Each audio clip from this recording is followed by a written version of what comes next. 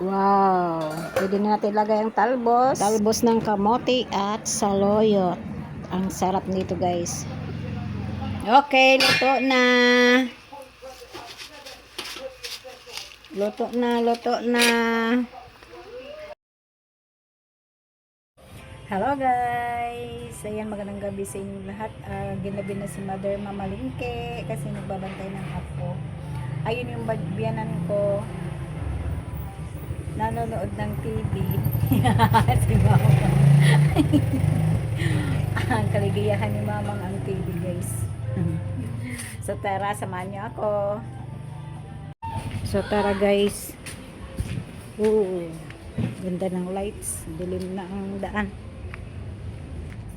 Ginabi na. At nandito na nga tayo sa palengke. Nakabili na si Mother ng toyo at gulay. Tara, uwian na guys. Kasi yun lang naman ang aking pakay. Makabili ng ulamin natin ngayong gabi. At buti naman guys, hindi umulan. Kung magkagayon, abay, parang basang sisusana tayo nito. Ayun guys, Christmas na sa kanila ni ate. Ang ganda. Okay. Gandang tingnan talaga pag maraming Christmas lights sa labas ng bahay. At nandito na nga tayo guys, malapit na tayo sa bahay natin. So nakapamili na nga si Mother nitong ating ulamin ngayong gabi. Naglaway si Mother. At nandito na nga tayo sa bahay. Pasok sa ating munting tahanan. At magbo-voice over na nga tayo nito guys kasi ang ingay ng TV. Si baby. At ito na nga guys ang ating pinamili. Chararan, char. Meron tayo ditong hotdog. Isang pirasong hotdog na mahaba. Meron tayong dalawang balot na tuyo. Ayan. At kalabasa pangpalinaw ng mata. Okay. At syempre ang talbos kamote at ang saluyot. Alam niyo ba guys, maganda ang saluyot, mainam sa ating katawan. Lalo na hirap kang dumumi. Ay naku, kumain lang ka lang nito. Nakabili tayo ng isang tali ng saluyot at isang tali ng talbos ng kamote at konting okra din guys, meron din tayo niyan. At syempre mga lamas, patingi-tingi muna tayo. At sa halagang 105 guys, yan ang nabili natin. At syempre nga pala, hindi ko makakalimutan ang Knorr cubes. Mas masarap ang gulay pag may Knorr cubes guys, kahit wala kang halo nito. Lauoy lang ba? Lauoy sa Bisaya. Tipid-tipid lang muna tayo ngayon sa panahong ito guys kasi alam niyo naman sobrang pagmahal ng mga bilihin. At una kong ang hinihiwa-hiwa ay ang kalabasa guys. Ganito ako maghiwa ng kalabasa para mabilis at safe pa. At bilis-bilisan na nga natin sa paghiwa-hiwa guys kasi anong oras na pagdarating na yung mister natin at hindi pa tayo nakapagluto. Yari! Pero mabilis lang naman tumaluto guys. Ang kalabasa lang naman na medyo matigas nito. At habang nagbo-voice over nga ako, ang aking apo, sobrang ingay naman. Tawag ng tawag sa akin. At isunod naman natin ngayon ang talbos ng kamote.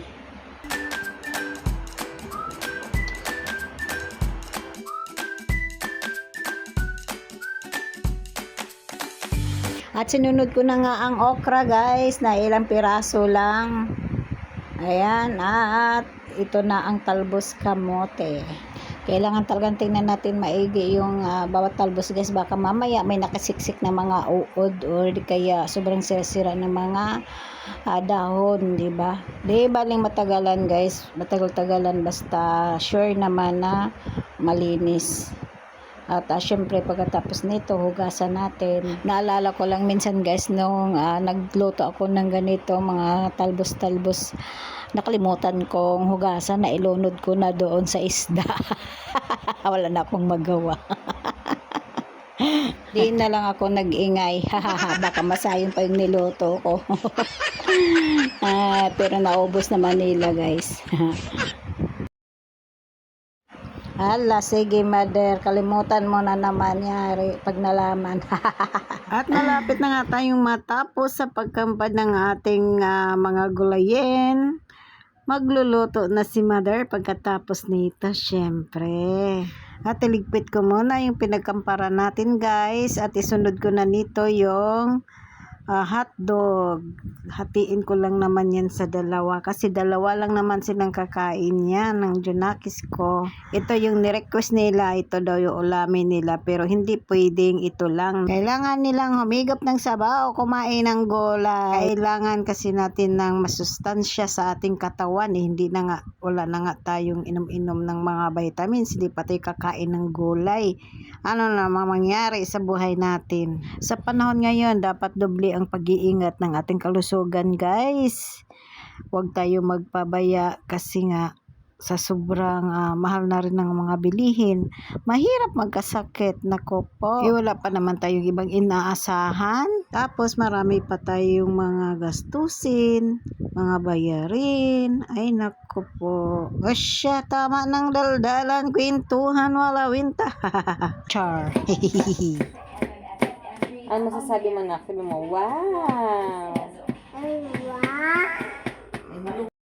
At lumapit nga ang aking apong bongis-ngis, madaldal, pero yausog lang. Ay, Diyos!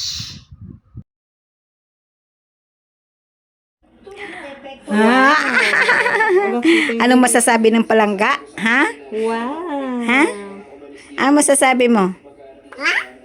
Ay, Diyos! Wow! Naka-ready ng ating hotdog pretohin. Pero bago yan guys, hugasan muna natin yung mga gulay natin. Baka mamaya makalimutan ko na naman. Hugasan natin ng maayos guys, kasi alam niyo naman, pag galing sa palengke, may nilalagay na sila ng mga preservative, diba? Preservative ba tawag dun? Yung may nilalagay silang yung pampapresko tingnan. Ang sabi naman ng iba ay formalin daw. Ayan na nga guys, tapos na ang paghugas, at ito naman ang ihanda natin ang ating gagamiting kawali. Anlawan muna natin guys bago natin isalang. Yun. Okay, simula na tayo guys sa pagluluto ng ating ulamin. Ihanda pala natin yung takip guys. Kunin muna natin sa ating pinaglalagyan ang mahiwagang takip. Wow, char.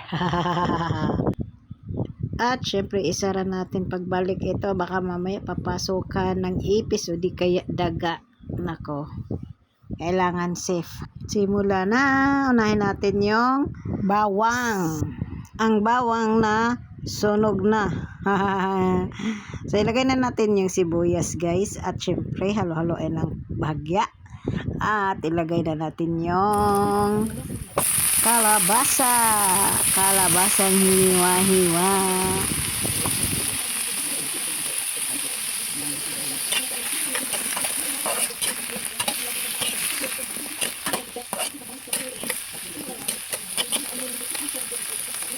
At lagyan na natin ng sabaw guys. Dami-damihan natin ng sabaw para makahigop naman tayo ng maayos nito. Kasi minsan guys, nabibitin kami sa sabaw. At kulo na nga guys, ilagay na natin yung mga dahon-dahon. Ang dahon-dahon ng aking buhay. Char. Hindi pwedeng walang dahon-dahon ang gulay natin. At timplahan na nga natin ito. Lagyan natin ng konting asin. At nilagay ko na rin pala yung pork cubes, pampasarap. At syempre mikos-mikos ng konti para mahalo ang ating tinimpla. At andito naman aking palangga, nanonood sa aking ginagawa. Parang correct. Pakit pagyerd. At tingnan nga natin ang ating niloto guys. Dagdagan natin ng kaunting pampalasa. At mikos-mikos ng bahagya. At luto na. Lutuin naman natin yung hotdog. Ayan, luto na nga. Ang bilis na, diba? Magic lang. At isunod natin agad yung tuyo. At match talaga ito ipares sa gulay natin na nilaw-oy. Nilaw-oy na gulay at tuyo. Wow, excited na talaga akong kumain. At dilakas-lakasan ko na lang din ang apoy para mabilis maluto. At ang mabilis din maubos or matapos sa pagluluto. Wow, nanghahalimuyak ang bango-bango ng aking piniritong tuyo. Naamoy nyo ba guys? Naamoy nyo ba? Ang sarap! At kinabukasan guys, nagpapakulo tayo ng tubig para sa lulutuin mamaya guys. Ano kaya ito? Hulaan nyo, char. At takpan muna natin habang hindi pa kumukulo guys. Nagluto nga pala ako ng spaghetti guys. Habang pinakuluan ko, nilalagyan ko ng asin at kunting mantika para di magdikit-dikit at malasa na din kasi meron tayong asin na nilagay. At isa't kalahati nga pala ang niluto ko ngayong spaghetti guys. Kasi yan ang gusto ng nagpaluto. Para di bitin. So naka-prepared na nga ako ng ating lamas guys. Ayan ang squid ball. Try natin ihalo sa spaghetti. Niwa-hiwa ko na yan. At naluto na rin yung kikiam, squid ball at french fries. At meron na ring sausawan. Wow, yummy. At habang nagluluto nga ako, sila naman ay nagkakanta. Ang kumare ko at ang biyanan ko.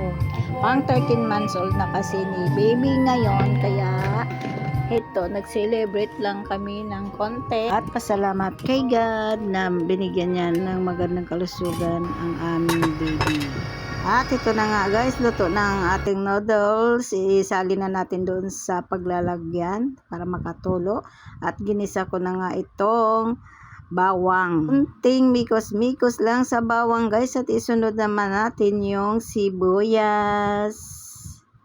Ayan ang bilis brown ng ating bawang sa sobrang lakas ng apoy. So sinunod ko na nga itong squid ball na hiniwa-hiwa. So first time natin na gumawa ng ganito guys, na ihalo sa spaghetti. At lagayan na nga natin ng sauce, spaghetti sauce. At nilipat ko na nga ulit dito sa ating kaldero guys, kasi dito ko naman ihahalo yung sauce nitong spaghetti. At isa lang din natin ulit maya sa Bisaya pa, anok-anok para hindi panis agad. Aabot ng 3 days guys pag ininan natin kahit mga 5 minuto. At ito na nga, hinalo ko na. Thank you for watching guys. God bless you all. Don't forget to subscribe to my YouTube channel. Bye! Ingat ang lahat.